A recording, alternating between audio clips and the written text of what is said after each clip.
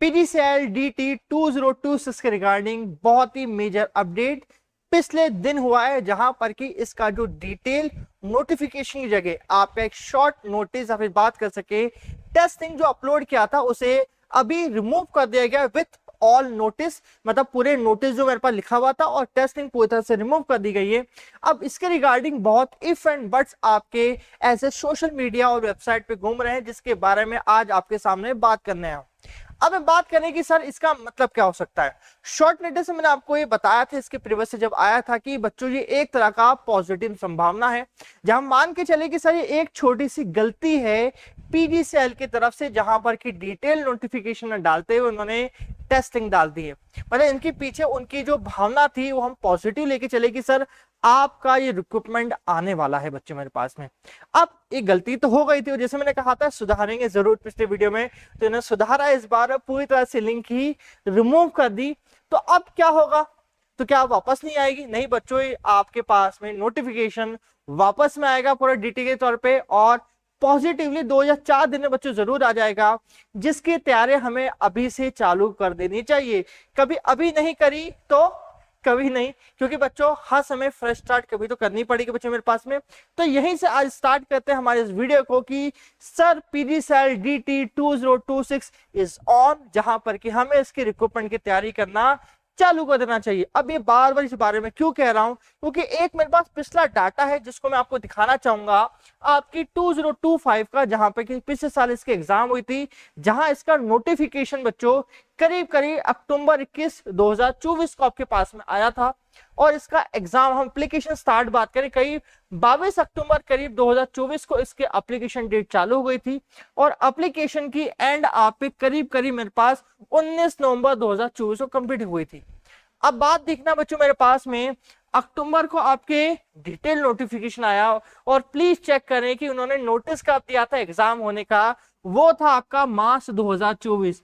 तो करीब करीब उन्होंने 5 महीने बाद उनको होश आए कि नहीं हमें एक एग्जाम भी कंडक्ट करानी है जिसका नाम पीजीसीएल डीटी है। तो 5 महीने बाद बोला कि नहीं हम एग्जाम कंडक्ट कराएंगे, कहां पर, करीब करीब आपके 20 दिन बाद 15 अप्रैल 2025 को। बच्चे याद जरूर आती है उनको, और याद इसके एग्जाम की भी आ गई उन्हें, तो उन्हें ठीक करके 7 दिन या 8 दिन बाद वापस ले लिया शॉर्ट नोटिस, और डिटेल नोटिफिकेशन जल्दी आ जाएगा।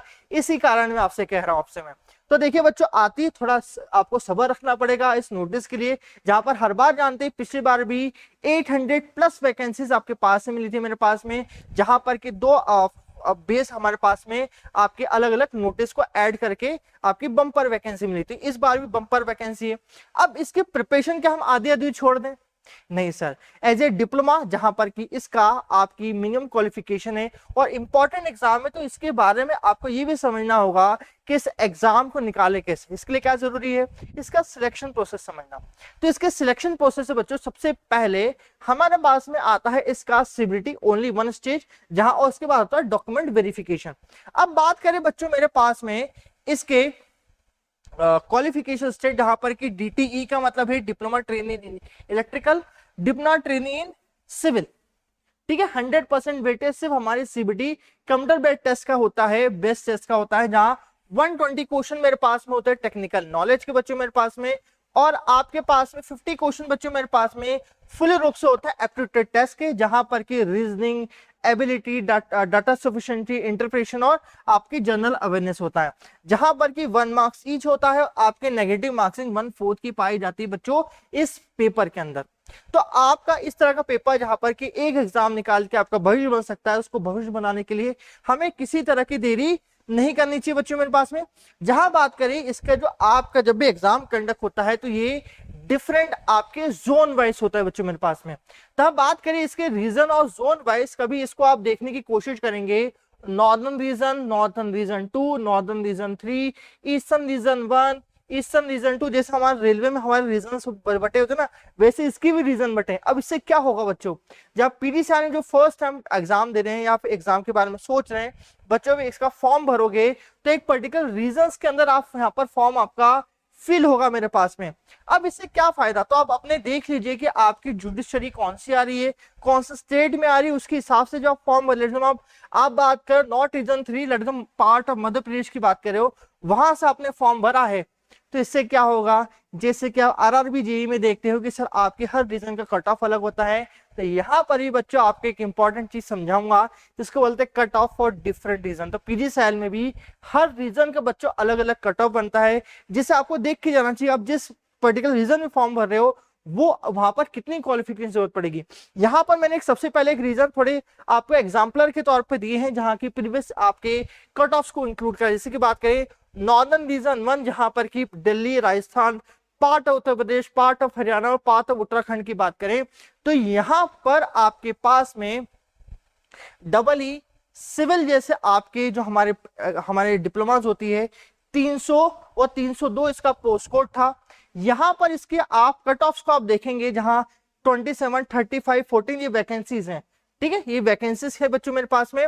तो इसके कट ऑफ कितने गए, हम 170 का टोटल हमारा 120 प्लस 50 170 का पेपर है, उसमें से कट ऑफ बात करें परसेंटाइल के फॉर्म में 77.9, 77.2, 71.3, तो एवरेज इसका कट ऑफ मेरे पास में 77 गया था फॉर इलेक्ट्रिकल इंजीनियरिंग स्टूडेंट। वही इसके प्रीवियसली जब आपका कट ऑफ गया था, जब 16 करीब आपकी वैकेंसी थी तो 64 करीब वैकेंसी कट ऑफ गया था। तो डिपेंडिंग करता है बच्चों की अलग अलग स्टेडियो से हम बात करें आपके नॉर्दर्न रीजन पार्ट 2 के अंदर जहां पर की डबल ई की 326 और 327 पोस्ट कोड था बच्चों मेरे पास में, तो 4 आपकी वैकेंसी में 75% करीब गया था। यहाँ पर आपके जनरल के अंदर 66% इन केस ऑफ सिविल, तो सिविल का हिस्से में कुछ कम ही जाता है मेरे पास में। वहीं यहाँ पर आपका 56 गया था मेरे पास NR2 में।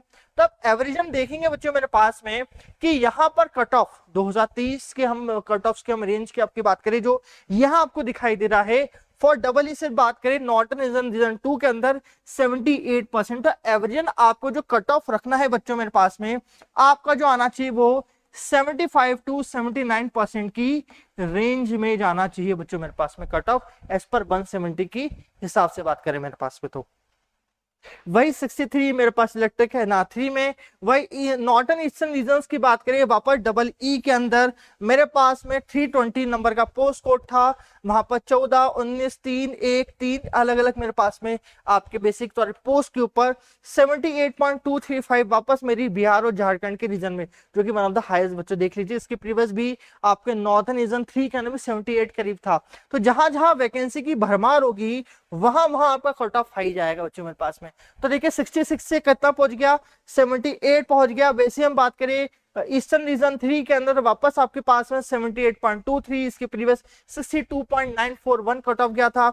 इसके प्रीवियस और हम बात करें आपके नॉर्दर्न ईस्टर्न रीजन्स के जहां पे इलेक्ट्रिकल, सिविल और आपकी ईसी मेरे पास में थे, तो इस पोस्ट कोड के अंदर आप आपके पास में देखेंगे जहां पर कि एपी, आसाम, मणिपुर, मेघालय, मिजोरम, नागालैंड, त्रिपुरा के अंदर आपकी इलेक्ट्रिकल के अंदर देखेंगे 70% का करीब कट ऑफ था जो कि वन ऑफ द लोएस्ट था।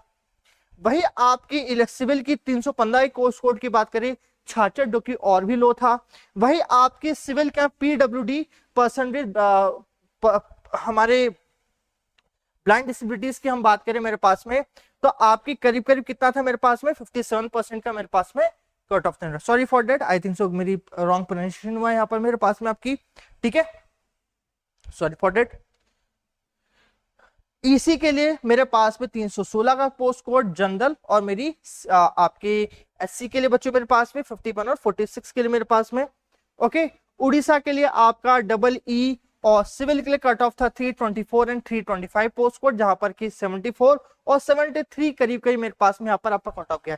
तो एवरेज में आपको बात करूं तो आपके रीजंस हाँ चेक कर लिए, उस रीजंस के अनुसार आपके यहाँ पर कट ऑफ बच्चों हर बार क्या होते हैं, डिफरेंशिएट होते हैं। ये पुराना कट ऑफ है और ये आपके पास है 2023 या 2024 के एग्जाम जब बात करें उसका कट ऑफ मेरे पास में नीचे दिखाई पड़ता है 76 और 72 के फॉर्म में बच्चों मेरे पास में आपका।